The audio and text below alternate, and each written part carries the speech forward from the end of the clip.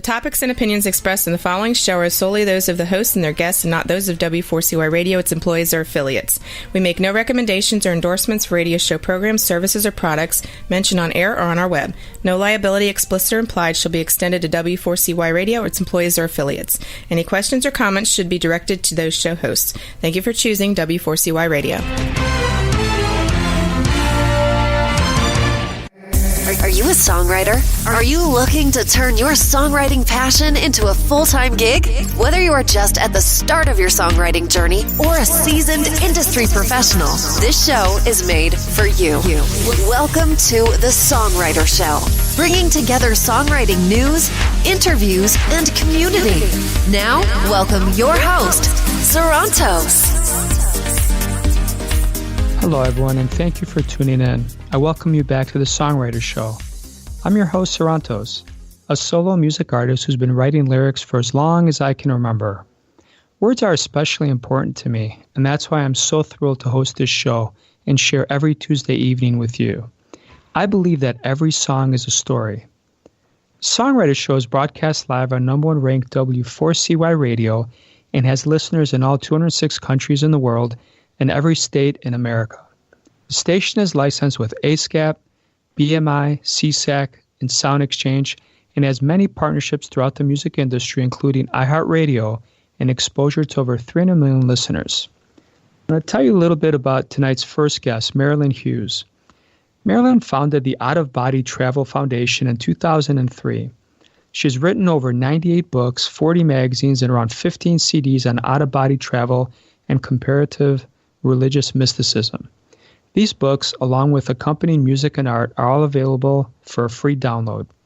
Marilynn has experienced, researched, written, and taught about out-of-body travel and mysticism since 1987 and has appeared on many radio and television programs to discuss thousands of out-of-body experiences. Welcome to the show, Marilynn. How are you doing tonight? I'm doing great. How are you doing? I'm doing really well. Thank you for joining us tonight. And thank you for having me on.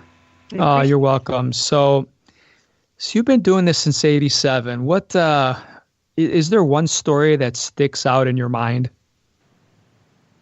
Wow. Ironically, no, because there's so many. But yeah, I mean, I can pull one out of the hat for sure. I had this one beautiful experience many years ago where I was shown the 54 steps of the Holy Mass. And I was taken into the mystical heavens, and it was, every step of the Holy Mass was taking you one step higher into the galactic heavens. And when the host was consecrated, you were up in one of these really lofty spheres, and there was this sparkly light surrounding the host. In the experience that I had, St. Padre Pio was there, and he was the priest undergoing this experience. It was beautiful. But literally, I've had so many thousands of experiences. I could talk about a whole bunch of them, Sure. Now, the one thing, obviously, being a songwriter, I have to ask you about, what music is with these experiences. Does it have words? Does it not have words? Is it uplifting? Tell me a little bit about that, because obviously I think our listeners really want to hear about that. That's a great question, and actually exactly what we're here for. When you're traveling in the mystical spheres, you'll hear a lot of different kinds of music. Now, in terms of the songs that I've written a lot of songs with that are music and words. They're a little bit of a country feel, but not exactly. There's a little bit of a pop twist to them, but they're very mystical. The words are different than I think most people would expect. They're relating to mystical experience. However, in the out-of-body travel states, you'll experience a lot of things. Some of the most amazing things I've experienced sound-wise has been when you're flying through some of these really grand vistas of the spirit, and you're hearing these symphonies that do not yet exist down here on Earth, and they are so beyond words in terms of their beauty. And I can only just dream of how amazing it would be to be able to bring that down to the earth. But one of the things I've definitely experienced through the out-of-body travel journeying is that much of what we see as creativity, but it also goes into, the sciences, are things that come to us from above to below. And so, I would imagine that many of our greatest composers and a lot of our musicians and songwriters are touching into some of these very highly spiritually charged realities, whether they're aware of them or not. Sure. Yeah, that makes sense. And I think the one thing that's really debated in music and songwriting right now is people are very scientific. There's artificial intelligence making music now. And I read this the other day where it's like, it's about what you feel. It's not always about algorithms and, constructing a melody in this way every time or the chord progression. And I think that kind of gets to that other realm or that surreal, it's all about the feeling. That's so true, because even in the mystical spheres, what you sense when you hear these things is that there are certain pieces of music that are highly energized. And we see that down here as well, where certain things are just highly energized and reach people on a deeper level. And what happens with that is, whether it becomes like something of an eternal nature rather than just something that's grounded, like what you're talking about with artificial intelligence, it's really not something you can put into a machine. It is something that comes from the, unconscious spirit of humanity.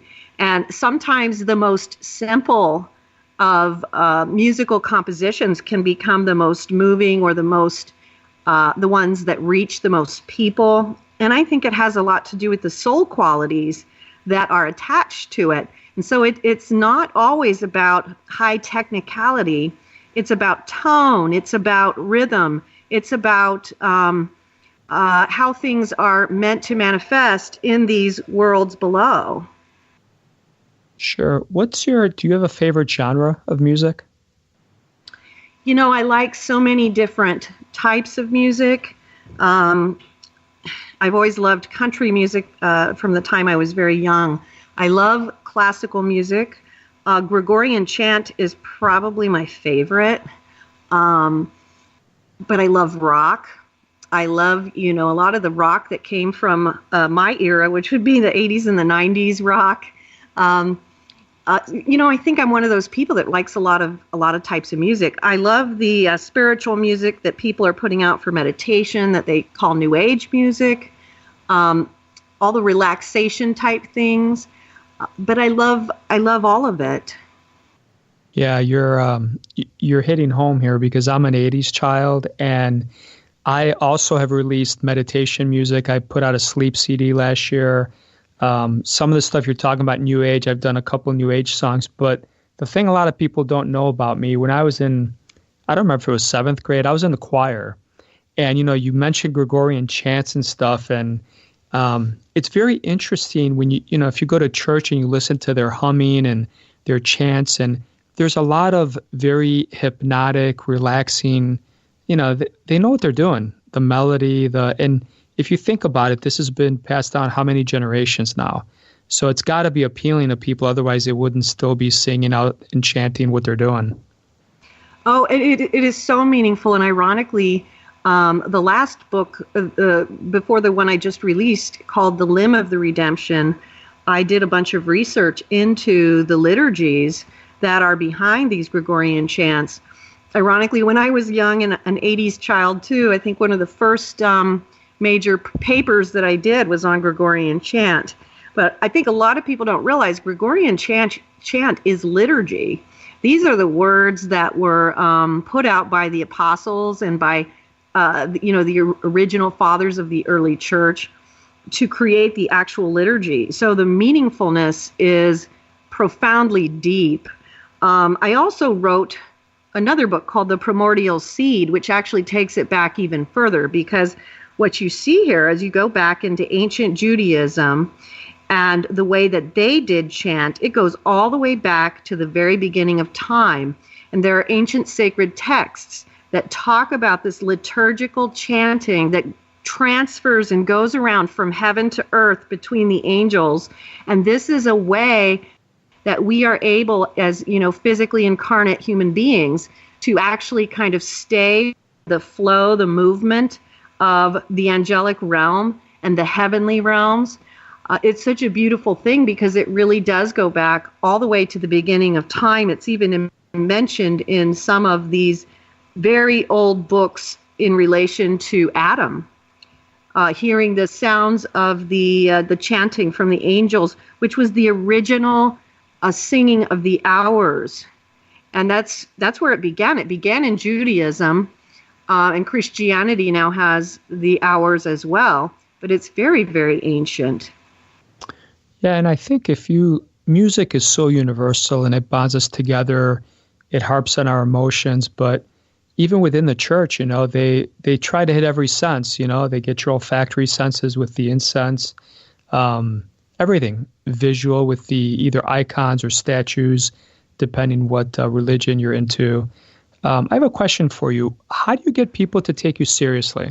I'm assuming with the books you've written, you must meet some resentment from people that either don't believe in religion or some of the stuff that you're talking about. How do you get them to take you seriously? Well, I think I've just been around long enough that I have a big enough following, and I do have a lot of books out, that I think the biggest thing is when people read the books that I've written, they understand that it's a really serious journey and a real serious path. There are people who are definitely against religion, and you don't really do much with that. You just kind of reach the ones who are opening up to it.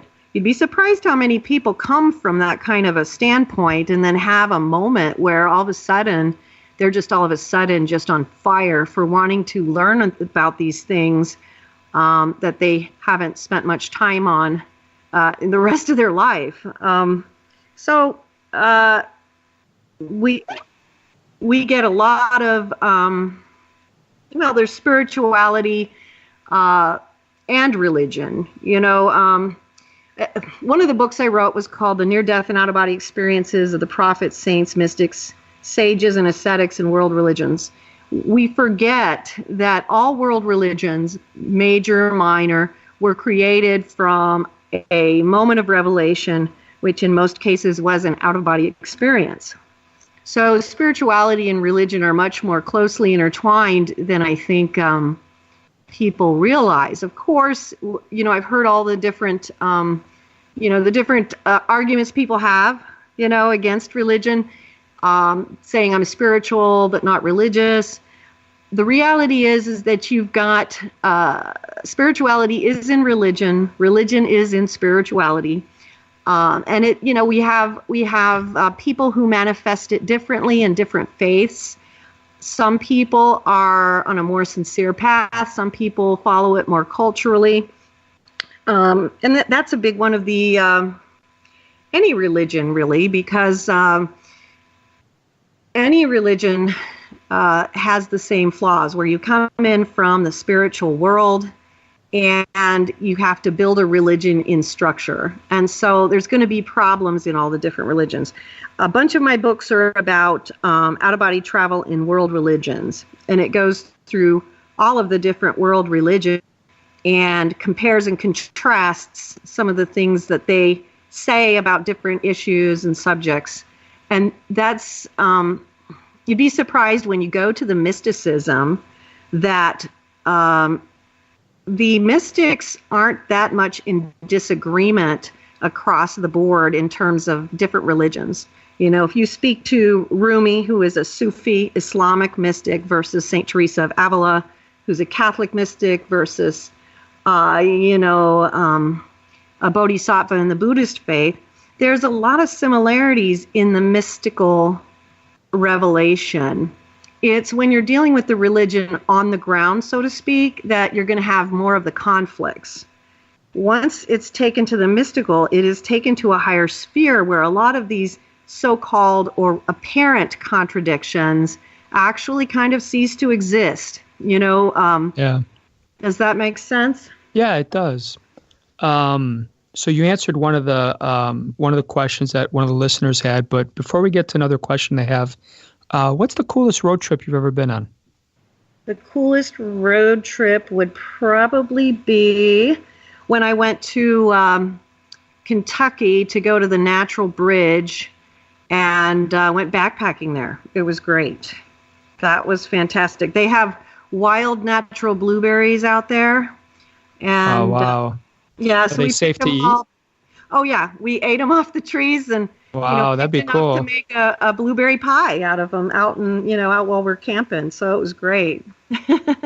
Part of me, I always have this romanticized impression how cool it'd be to like live off the land and just be able to eat whatever you want wherever you want. But I might be getting food poisoning if I kind of ate whatever I saw. But yeah, that can happen. Yeah, that's interesting. It's funny because I've always had that too, and I have always wanted to just homestead, grow your own food, do all that stuff. My mother was really quite the gardener, so she taught me quite a bit. And I've always thought that would be really neat, too. Yeah. I got to ask you this question just because it's up your alley, but what is your spirit animal? Oh, the mountain lion. Mountain lion. Okay, why?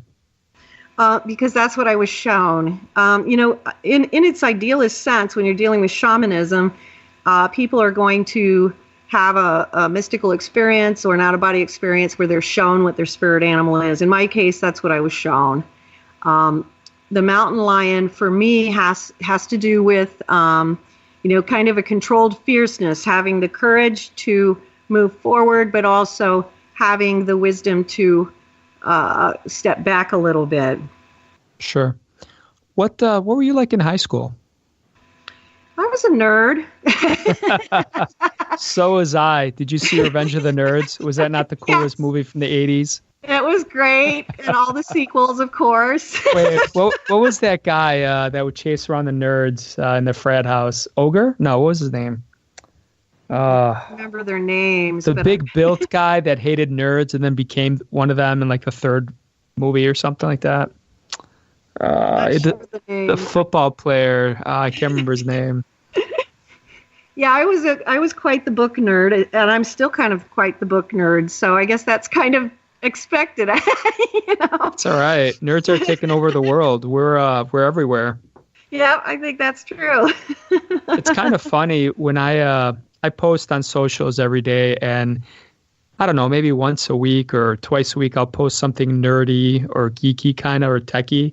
And it's amazing. My socials explode. So I should probably stick to that more often. But, we're a minority, but we're powerful. Look at what we've done with the Marvel Universe. We're driving what kind of movies they make now. Oh, that's very true.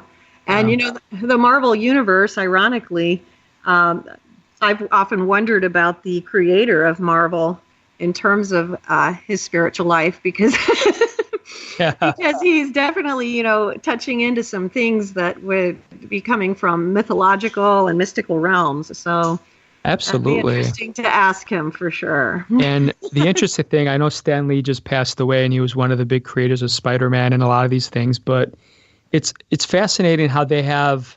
Look at Captain Marvel. It's geared towards women, and you don't need a significant other. And I like how the Black Panther. Every one of these movies has their own demographic. And it really just kind of goes to show you that, first of all, we're all the same. We all bleed the same color blood. And, no one should discriminate against anybody. But it's amazing that back then, that was such a unique thing that they did. I mean, now diversity is well known and everybody does it. But back then, nobody did it. Oh, yeah. And the characters that he brought out back then would have been much more controversial at the time than they are now. Sure. As you were mentioning earlier, the kinds of things that push against bringing some things to the surface and new ideas. And the Marvel Universe is really kind of, in some respects, at least from my point of view, would be a little bit of a mystical universe, Oh, absolutely. Yeah. So before I ask you this next listener question, I just want to put it out there that if anybody needs me to star in a Marvel superhero movie, I'm available, and I would do it for free. So just to kind of put that out there, because you never know who's listening. Oh, yeah, me too. Me too, yeah. Sure.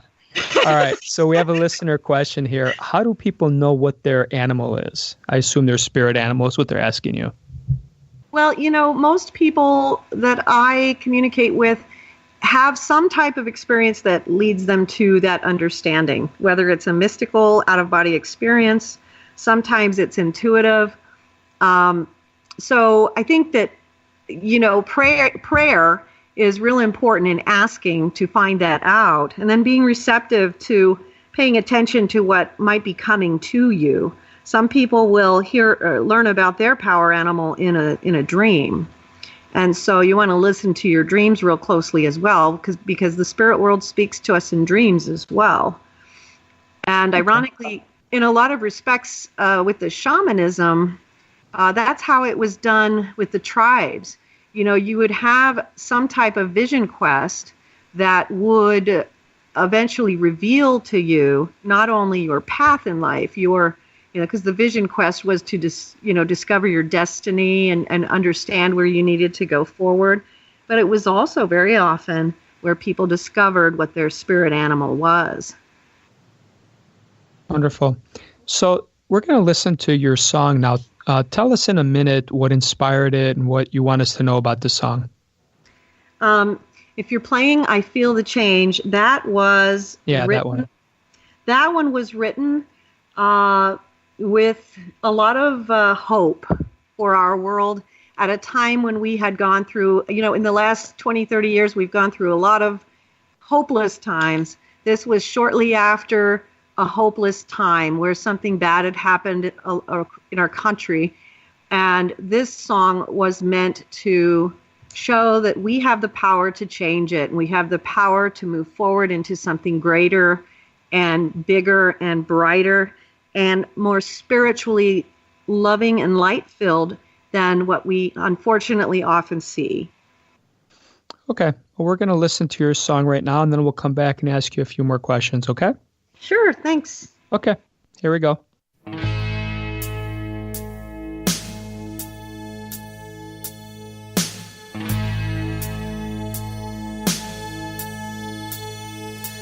There's a change, it's a coming within sight of our lives. I can feel it in the darkness of the night. The sky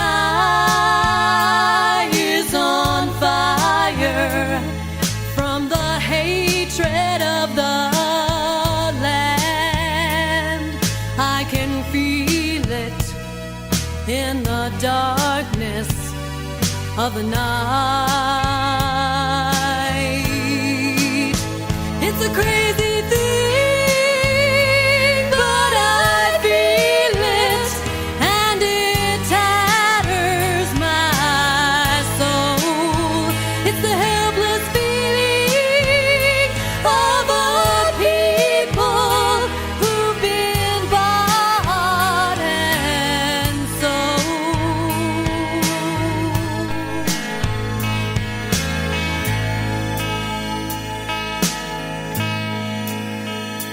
There's a change, it's a coming from inside of our souls. We must cherish our differences, I'm told.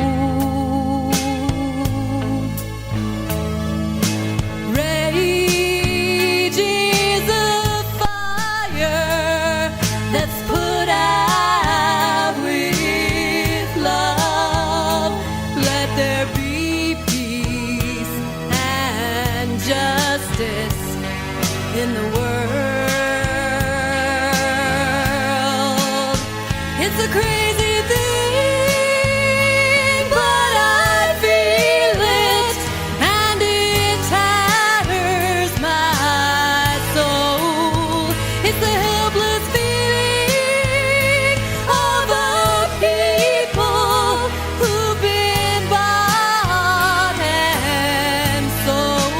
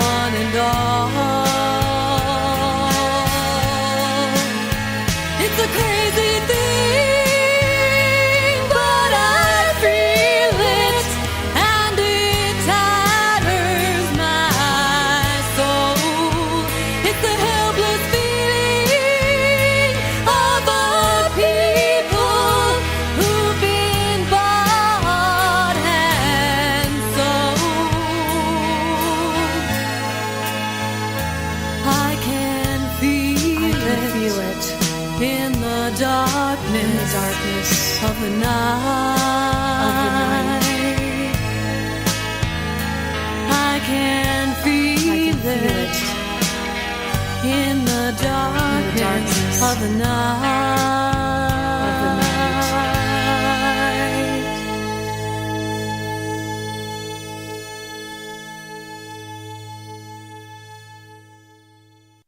And now, welcome this week's special guest. Well, that was very elegant and sweet and very pleasant to listen to. Thank you so much, Sarantos. I kind of felt like when I was listening to that, I was having an out-of-body experience and I was floating up into the clouds or something. Oh, that's great. That would be an excellent intention there. Which is exactly what you were going for, I'm sure, right? Yes, absolutely. Yes. Mm-hmm. You know, I wrote like about 100 songs that were put into a five set CD thing called the Out of Body Travel Foundation Hymnal on CD, and it's all intended to help uplift the soul into those spheres. Yeah, I totally get it. At the end of the show, like I said, I've done a couple New Age songs, and coincidentally, when I was looking at your story, I thought it'd be cool to play a New Age song at the end.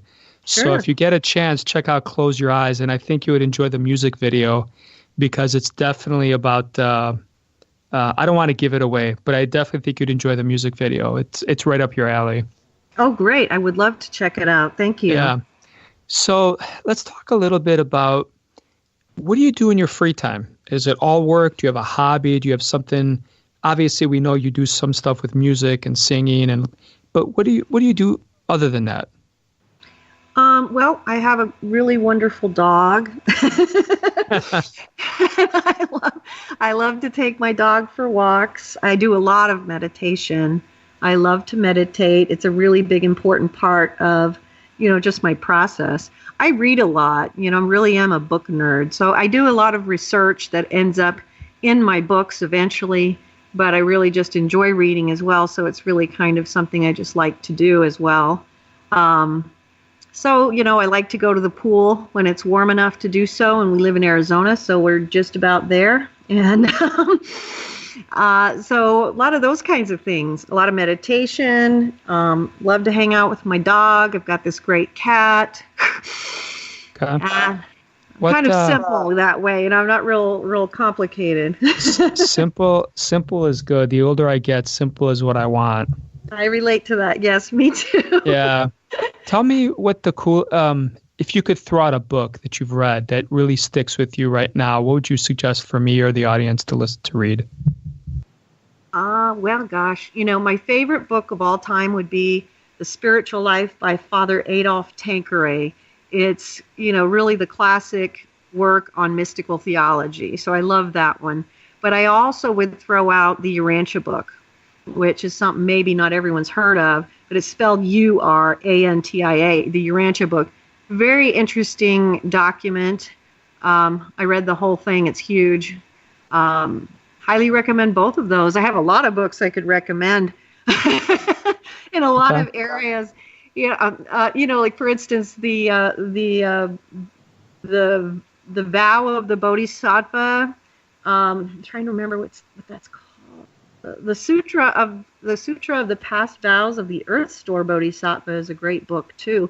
That's a bodhisattva, a Buddhist monk who would travel out of body into the lower hell realms and liberate souls. Very interesting text. I love the writings of St. Alphonsus Liguori.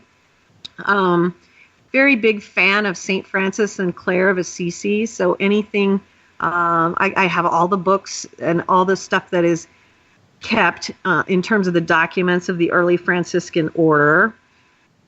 I also am very interested in ufology. So I read a lot of stuff on the extraterrestrial phenomenon, and part of that comes from my mystical experiences as well, because I've had experiences with the extraterrestrial, wrote a book about that, and so very interested in what's going on in terms of the science and the disclosure of those kinds of things.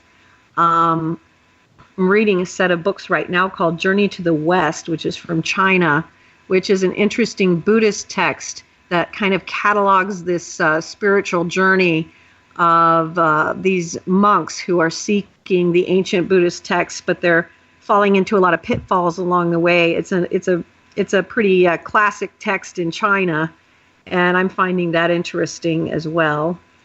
There's so many. Yeah. Okay. What's the best piece of advice you've ever received? Not in a book, but in person. Ironically, that would go to great-grandpa, which was my husband's grandfather, my children's great-grandfather. He told me when I first met him, we had a really long conversation. He said, always question the source. And boy, is that the truth. Now that I'm older, you always question the source. So if people are giving you advice, question the source of that advice before you just automatically accept it as true or as being valid for your situation. If people are saying bad things about you, question the source, because there are some people who just do that. But question the source. That's taken me through life quite a bit. I always go back to that moment when he told me that. Yeah, that's wonderful. Tell us a little bit about your website in the last minute here. Where can people buy your music, your books? What's your website, your contact information? Sure. We're at outofbodytravel.org. All of our books are available for free download, but they're also available to buy in paperback, digital, and also Audible formats, so you can do whatever you want there. We have a free course of study on the website that you can take that takes you through an extensive training to direct you and guide you into out-of-body experiences, and utilizes my books as well in that course of study because I have a lot of books. We have a whole series of books that is just how-to. I think there's 9 of them that takes you deeper with each volume. Our books are available on Amazon, Barnes & Noble, iTunes, Audible, everything. So they're just out there wherever you go. You should be able to find it. If you have any problems, you can always, or questions, just contact me at Marilynn Hughes at outofbodytravel.org. That's on the website as well, in case you get the spelling wrong, outofbodytravel.org. And you can go there and everything is available for free, and you can contact me if you have any questions about where to begin or where to start.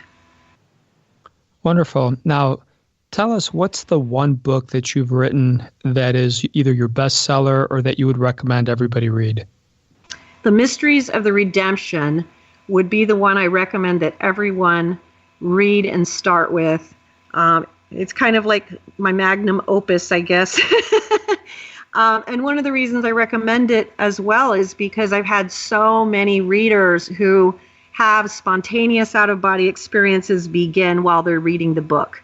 I remember when I was writing that book, I was told by the spiritual guardians around me that they were going to program the words in such a way that it would open people up to the experience. But I've definitely seen that happen over time and play out. So many readers, that's the one that really gets them going. So I usually recommend The Mysteries of the Redemption and Come to Wisdom's Door, which is just a really short book with a little bit of how-to instruction. And the two of those put together are a really good combination for someone who really wants to get started on out-of-body travel or even just a spiritual journey in general. Even if you don't want to experience out-of-body travel, if you're just interested in expanding spiritually, this is going to help you a lot. Okay, wonderful. I want to thank you for being on the show. And in closing here, I'm going to come back and say a few words, but we're going to listen to my song now. And again, it's called Close Your Eyes. It's a New Age song. I think it's right up your alley, and I hope the listeners enjoy it. And if you guys get a chance, please check out the music video. It's one of the coolest ones that I've done, and I don't want to spoil it. So this was a song released a couple years ago, and, and talking about the afterlife and talking about, obviously, death is a very powerful experience for all of us. So the music video essentially is about a happy family, and the father, who ends up being me in the video, passes away. And I think it's something that shows you how difficult it is for the family that you leave behind to go through that and to deal with death. It's something that has a finality to it. And I'm sure you've heard people say over and over that you don't remember what came before, so don't fear death, because it's just this peaceful thing you're going to go to after you're done with your time on this earth. But hopefully, Rebel, you ready to play the song now? Let's see if we can cue it up.